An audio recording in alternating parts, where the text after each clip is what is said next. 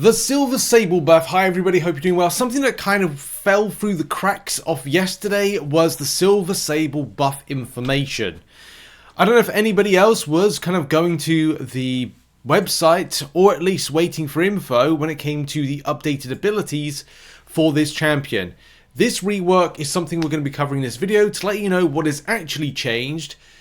Of course, on Monday, we'll find out how the champion plays. Is this going to be a champion that goes from a very kind of like low tier type of interest to players to a high tier? And what we'll be doing in the video is looking at the champion from the point of view of the deep dive. We'll also be looking at in-game, and also we'll be looking at the information around what has changed to get an impression of what has actually change that Kabam feel is going to be good. You're going to see increase of timers, length of shocks, and also other elements that might improve rotations. Because on the face of it, with a miss counter in tow, this champion is actually really darn good for what it offers. It just doesn't offer any kind of great amount of potency. So we will bring in Ant-Made to get a bit more clarification on stuff. Links in the description to everything that we're kind of sourcing in this and also explaining. So the main thing is shock debuffs from the Side Bounty Hunter ability. You can see that it's a shock debuff for 30% chance on a dealing 3,616.2 energy over 30 seconds and a max stacks of 30. If we then bring in Ant-May, which of course is the same situation because this is a 6-star rank 5 200 signature, you can see it is that's 40% chance to inflict a shock debuff, so it's not 30%, it's 40%, so it's a 10% reduction.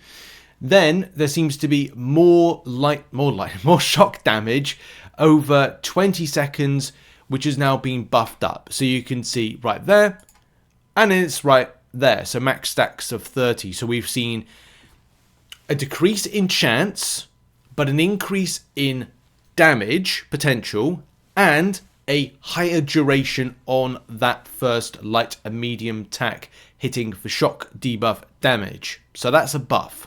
Second to that is the heavy attack. So the prior, I think we'll go with that. We'll go with the prior first and then go with the post.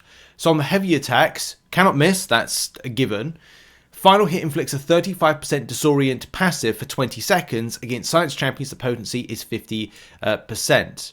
That has changed now to being cannot miss, we knew that, that's same as before. Non-stacking 40% disorient, that is an increase by 10% of you know the passive potency, I think it is, yeah, potency for 18 seconds. That is 2 seconds less. Against science champions, the potency is 100%.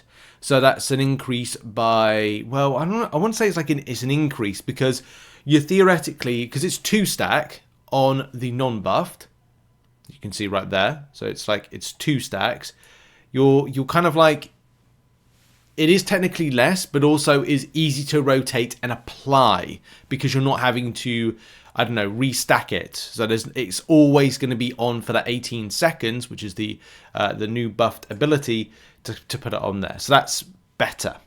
I'll put a little write-up in the description if you want to, you know, read some, you know, just kind of highlights of this. There's a slight buff as well to the energy damage, or sorry, the shock damage, shock effect. When it fails to trigger due to immunity, it deals burst damage of now it's upgraded from 2,540 to a slight buff in the extent of shock damage that can be done. So if you're going up against champion, yes, that is shock immune, like that fight pair up with Shuri, then at least you can have that energy damage from what seems to be like a burst. So at least gives you a little bit more potency on. Bam's noticed the heavy attack was the source of the Disorient, so giving this reliability and potency specifically against science champions really helps knock home her design goal of being a counter to specific science champions. The cannot miss aspect of that really helps with countering Photon. However, there is a slight downgrade on inflicting instant shock because it deals on the buff 1,549 energy damage versus how it was before with 2,117 damage there. That Sable Mine that goes on cooldown for 4 seconds deactivates the burst damage and critical shock effects. Mine are not triggered during the special attack. Well, that's slightly different because it's kind of like the cooldown has been nerfed. That's better, but not nerfed. It's been buffed is the correct word, because you've got, before it was 6 seconds, right? Now it's 4 seconds on that one. So that's positive. That's a positive rotation on that cooldown, which is nice. Slight change to her Fervor, which she has as part of her kit. If Silver Sable passes over a Sable Mine, she grants an 80% Fervor passive for 12 seconds and purifies 1 damaging debuff. Max Fervor, stacks of 3.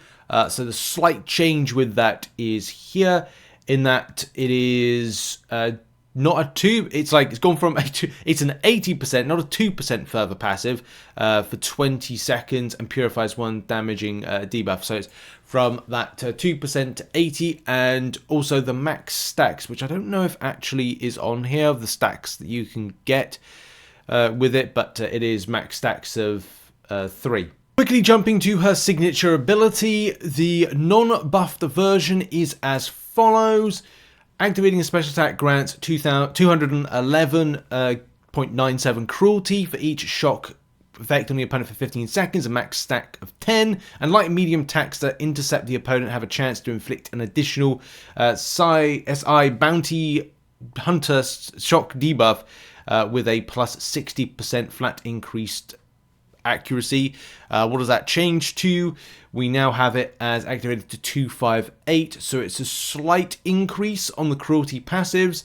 It's also same amount of stacks and duration, and light medium attacks, again same thing. So it's just a slight improvement on the cruelty passives for each shock effect on the signature ability, which is going to be a little bit annoying. Will it be something that you'll then focus on getting 200 signature, which I don't know if it's necessarily a good thing or a bad thing, because it feels very much dependent on damage potential that you'd have to 200 signature, awaken and 200 signature, and rank 5, 6 star, and ascend to get the maximum amount of damage you can get out of this champion, as opposed to this being like a utility aspect, which, let's face it, a lot of the time when it comes to new champions, their awaken ability are that. It's not so dependent on it being the damage dealing aspect to the champion.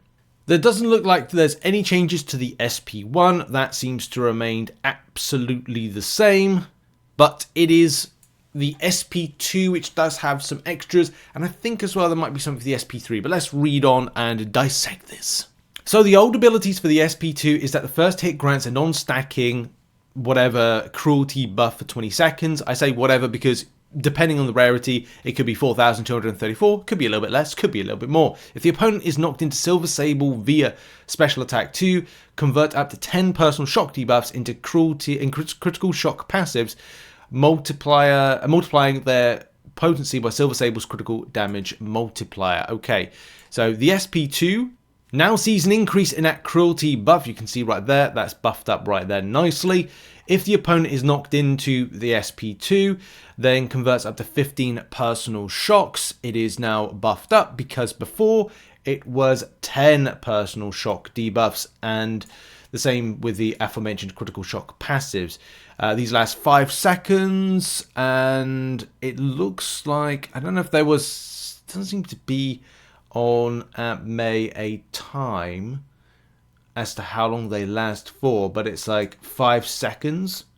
So I don't know, these, yeah, there was nothing previously about the length of time that it lasts from it, but that's still, pretty cool nevertheless. So largely the impression that I'm getting is that you'll need to put, or you could put less traps down to maximize your damage potential. Slightly seen in this footage right here. This is from the deep dive. This is not from buffed footage, not in the slightest.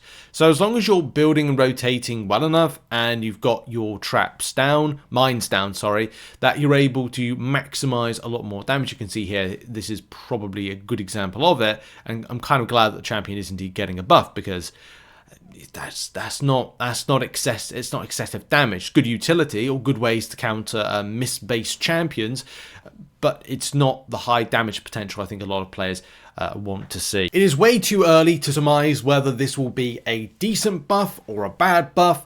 We have to see at the start of the week when we get a chance to play the champion and the rotation whether or not she's good. Hopefully I'm going to have some time to work on that. I am going to be working on some exclusive projects that are associated with Marvel Rivals because I've got some info about what's dropping next week and going into Season 1 because I'm in the content creator program for that game, which is amazing. So go and check out that channel in the link in the description. But I will be covering as much Marvel Contest of Champions stuff. Got Marvel on the brain in the coming days. So check out some other content. What are your thoughts on Silver Sable on paper? And we'll try her out in the champion rotation next week. Let's go!